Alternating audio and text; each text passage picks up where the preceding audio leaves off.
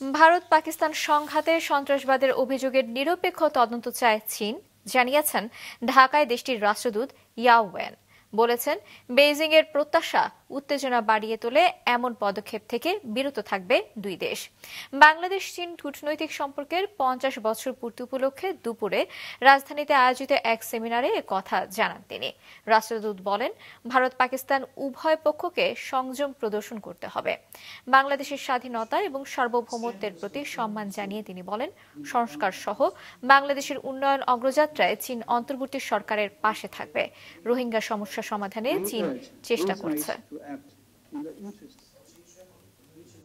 So China opposed all form of terrorism and called for an impartial investigation at early date.